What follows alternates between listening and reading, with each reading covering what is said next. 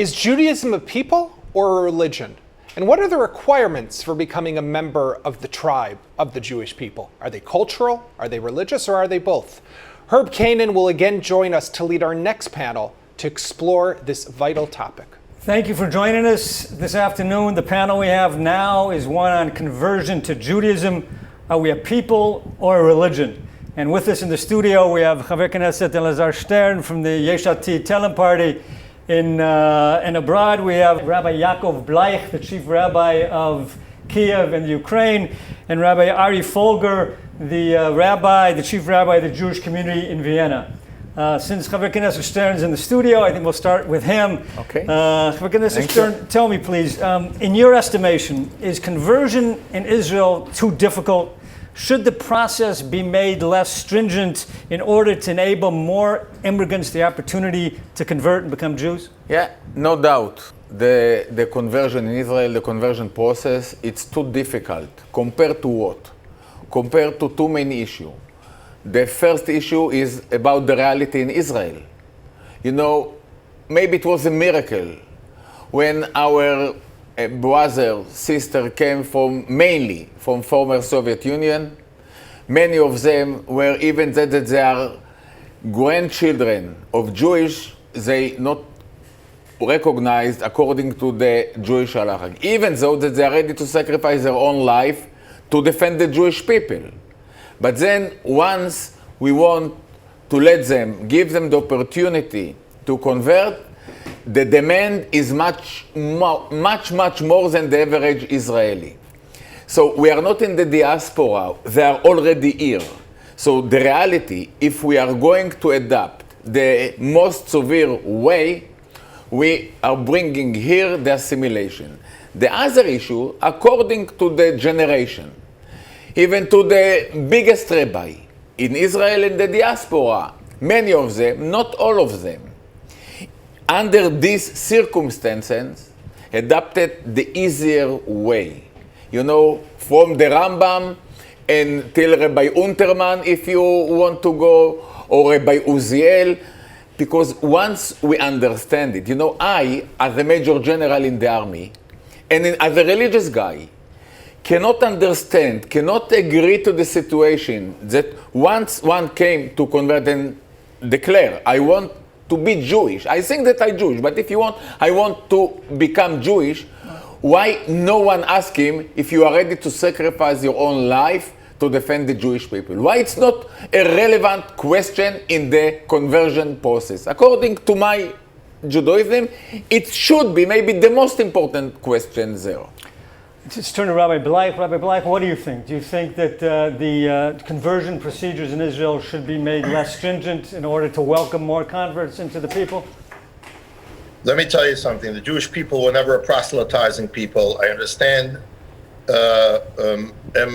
member of Knesset Stern's concerns. I think that one of the major issues that he's dealing with is he's confusing the state of Israel and the Jewish people. You know, the Jewish people, never in the history of the Jewish people was one of the questions or the criteria to become Jewish is, are you willing to sacrifice your life for the Jewish people? It's obviously a great thing.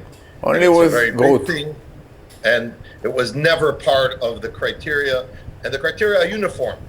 There's no such thing as, oh, this guy will make it easier, that guy will make it harder, because at that point we have lost the entire basis for conversion, which is the basis of someone living according to the Torah. Nowhere does it say that living in the state of Israel, the Rambam doesn't say if you live in the state of Israel, if you're willing to sacrifice your life, then we make it easier. So the idea is that there's a uniform approach. The approach is someone that accepts upon himself the laws of the Torah. This is how the Jewish people became a people, by saying Na'aseh v'nishma. And not because they were living in Israel. They weren't living in Israel at the time. They were living in the diaspora, obviously. They were still in the desert. He doesn't want to go to Ruth, but you can go to Ruth, you can go to the Rambam, you can go wherever you want. There still has to be a uniform policy which is based on Shulchan Aruch, which is based on Jewish law. And Jewish law doesn't change when you come to Israel to make it easier. If we want the Jewish people to retain that aspect of Jewish people, That's what's important. Now, Israel has another thing called citizenship, and they have an army. All these things are not relevant to the issue of conversion. But Rabbi Belech, let me ask you a question though. I mean, do you not see an absurdity in a situation where you have a soldier who was killed fighting for the Jewish state? He feels himself Jewish, but he can't be buried in a Jewish cemetery? Do I see an absurdity in it? I think that there has to be, again, there are laws and there are laws. I think that this person should get the highest honors possible as someone who fought and gave his life for the Jewish people. No question about it. The question is, what are those honors? Those honors are to be buried in the Jewish cemetery, so then we're desecrating Jewish law with that. If we shall make a special honorary cemetery for the greatest honors on Mount Herzl, make a separate section for people that sacrificed their lives for the state of Israel. I'm not saying these people aren't deserving of honor. They're deserving of the greatest honor. The question is, what are you doing to honor them? That's it. And for us to decide that we're going to move things around because we want to honor this person. Listen, the righteous Gentiles that saved Jews during World War II also deserve the greatest honors. These are people that saved Jewish lives. And they also put their lives in danger. Many of them were killed for saving Jewish lives and for protecting Jewish lives. We can make them honorary Jews, but we can't make them Jews. Chaver Knesset Stern, how do you answer that? There just can't be any I think that flexibility no one, even Rabbi Bleich, don't keep all the orders, all the mitzvot. So no doubt Thanks for the compliment. you are living there. You are not here in Israel. There is no doubt, even according to the Rambam, about mitzvat Yishuv Eretz Israel. So no one keeps all the 613 mitzvot. Okay? So they came here and they thought, we are ready to do everything. We want to become a part of the Jewish people, as Rabbi Bleich said, okay? So, are you wear tzitzit? And if not, even Rabbi Bleich, he is living there and I respect it. I think he does a great job there, okay? To serve the Jewish people. But of course, the mitzvah of Yishuv Eretz Israel, he's not there. So if they are say, okay, I want to כיבוד הורים, I believe in the God, like the Rambam said, מודיעים אותו מקצת מצוות קלות ומקצת מצוות חמורות, ואין מעריכים בדבר. So I don't want to compare Jewish here and Jewish there, okay? I want only to say that people, that we are not convince them to come, but they decided that they want to go through the process of conversion. Why we have to put so many difficulties in front of them, and we know that they are not in Kiev, that there are many communities there. Because our grandchildren, they are going to get married with them. Because they are here, they serve, they work in the high-tech, in every place. So there is no one option, become Jewish or not.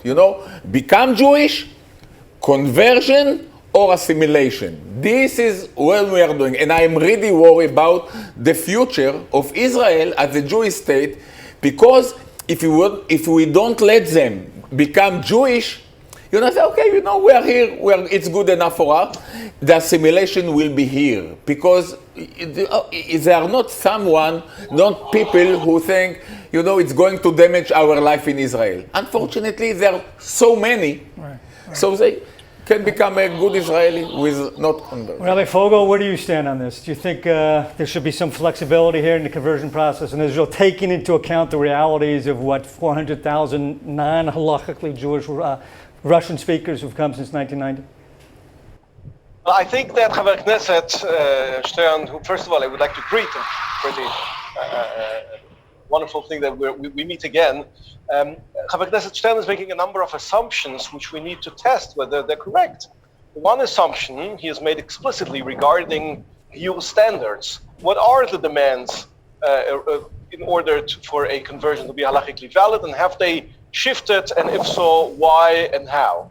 That's an explicit assumption. There are also other assumptions, however, which we need to look at, and we also need to examine the assumption that I just mentioned. For example, it's my pleasure to welcome Natan Sharansky, a Jewish hero, the winner of the Genesis Prize, and the former. There will be a lot more candidates, and that the real the bottleneck is the conversion standards. Well, is that so? We have data that contradicts that. When the Marach HaGiyur was founded, the intention was that would suddenly convert a lot more people in Israel under the aegis of the Rabbanut. But the numbers that were hoped for did not come. It seems like they're, unfortunately, many of those people that Chavak Knesset Stern is mentioning, that we're talking about, that you mentioned, are not particularly interested Why? in the religious aspect. Not all of them, God forbid. We know many of them are, but many of them are not. And we need to respect. People make their choices. Some Yeah. people want to be halachically Jewish, and some people make other choices in their lives. That's an assumption to test. Another assumption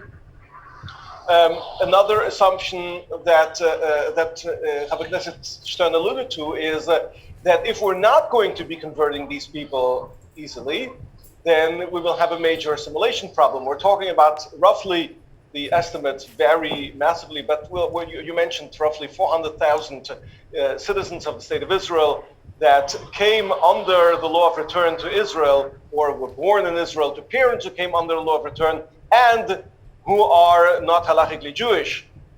That this will cause a problem of assimilation. Now, here's the problem. Not the problem, or rather maybe the solution. I don't know.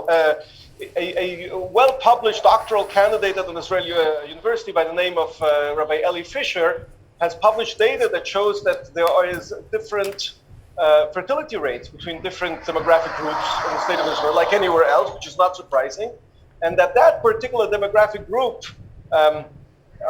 has two demographic markers going in a sense against them. One thing is their fertility rate is lower, and the other one, what's going for the solution but against the problem persisting, is that there is a certain percentage that converts, disproportionately so. We're talking about women in childbearing age, so that the problem resolves itself by two ways over time. Perhaps we're trying to solve a problem that A, doesn't want our solution, and B, is solving itself partly over time on its own. So there are a number of assumptions here that need to be tested. And last but not least, we come back to the story of the conversion standards. I'd like to bring your attention to a letter by Chief Rabbi Herzog, who was the first Chief Rabbi of the State of Israel. At the establishment of the state, he was the Chief Rabbi. After the War of Independence, he wrote a letter to Rabbi what's his name? Rabbi Breisch in Zurich. And the topic was conversion standards, particularly regarding people who had been hidden by righteous Gentiles during World War II, and fell in love with someone in the family, and then made Aliyah or wanted to make Aliyah, and suddenly have all these non-Jewish spouses. And the question was exactly the source which Chavak Knesset Stern quoted, namely that we should not, once we've gone through a minimal conversion program, we shouldn't insist too much, we shouldn't turn people away, in a sense. We should try to, at some point, we pick the people up. And Rabbi Herzog very insightfully argued against the application of that principle in our society. Essentially, what we have is a contradiction between certain sources. If you test them by today's societal standards, it didn't used to be a contradiction. It only became a contradiction because people live differently nowadays than then. And Chief Rabbi Herzog points out that it used to be, if you converted to Judaism, you went to live in a Jewish quarter, and mimetically you started observing Judaism. There was no tension between the decision to become Jewish and not yet knowing what to do on the one hand, and on the other hand, the expectation that you would become a Torah observant Jew. That broke down in the modern period, and hence, Chief Rabbi Herzog argues, and that is the generally accepted argument, that because the Talmud and in its wake the Shulchan Aruch and all those other sources insist that Kabbalat ol mitzvot, accepting the yoke of the commandments, is an inherent part of conversion. Therefore, we must be realistic. We must understand that in a world in which the vast majority of Jews are not strictly observant, that just saying I am Jewish or I want to be Jewish isn't going to turn someone into someone who lives the religious Rabbi life. Fogel, But- understood. Unfortunately, we have to move on. We only have another 4 minutes. So I just want to ask another question to Chaver Knesset Stern. There's now talk, a discussion about changing the law of return, the Chok HaShvut, Yeah. which allows for the non-Jewish descendants, grandchildren of a Jew, to make Aliyah to come to Israel. Do you think that there's room to change that? Should this be changed because of the? I don't recommend to open the law of return, okay? But I want Rabbi Folger and also Rabbi Blair to understand the reality here that every day we enjoy another 15 new babies, newborn, they are not recognized as Jewish. You know, among us here in Herzliya, Tel Aviv, Jerusalem, you name it, okay? And all of them, they are Zera Israel. They are not someone from Gentile who came and say, I want to become Jewish. All of them, they have grandparents, Jewish, according to the halacha.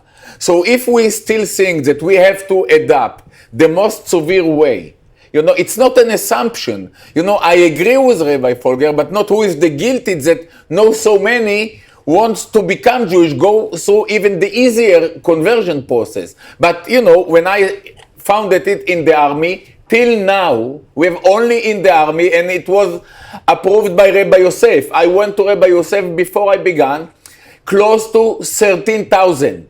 You know how many kids they already have? So what I think, according to, unfortunately, I wasn't surprised that this initiative was by Smotrich, which is very, unfortunately, too extremist. If he wants to open it, so go to the fourth generation. You know, not to the second, to the fourth. But what I prefer, to leave the law of return in the current situation. Rabbi Bleich, what do you think about that, changing the law of return? I think that the law of return has no basis in Jewish law. It was taken from the Nuremberg laws because of the way Jews are persecuted.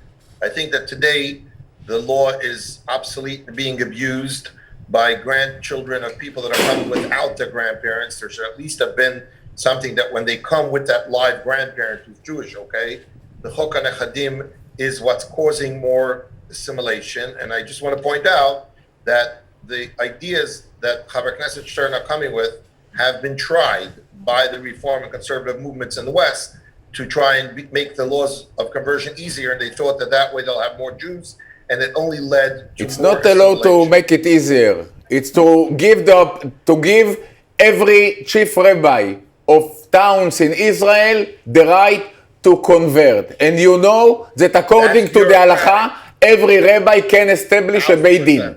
Okay. Yeah? Rabbi That I Fogel, agree with. You're talking Okay, about pure- yeah, this was my initiative. Rabbi Fogel, we have another minute. Let me just give you the last word here and ask you this question. Chaver Knesset Stern was talking about the reality in Israel, that we have to take into account the reality in Israel. Don't you think that there is something to that? I mean, things have changed. We have a real dynamic situation. You know, my grandkids are going to be going into the army with the grandkids of people who are not Jewish because they can't convert. What's going to happen? How do you deal with that reality? I live with that reality since I'm a rabbi, because the communities in which I have served and continue to serve have not only Jews who are members of the community, but also non-Jews who are somehow related, who are part of the larger ecosystem. So I know what you're talking about. Let me suggest a more fruitful solution, building off something that Chaver Knesset Stern wants. The idea of having more Batei Din, but with standards. The Rabbinical Council of America, for example, has instituted a network of Batei Din with uniform standards, and they realize that what really matters, if you want to have enough conversions, is good service, good accompaniment. That's what we need. 100%. There is a You're Chok right. HaShvut. We have a responsibility to go and reach out to these people and make a greater involvement in traditional life to be more attractive, something Okay, that's Rabbi- obvious. And That's our next panel. Thank you, Rabbi Fogel. That has to be for the next panel. Unfortunately, our time is up. We can Thank you agree. both, and thank you, Chaver Knesset Stern. Our next panel should be about reforming the rabbinical system in Israel, Okay. Okay. Thank you. Toda. Thank you very much. Thank you. making it user-friendly. Bye. Thanks.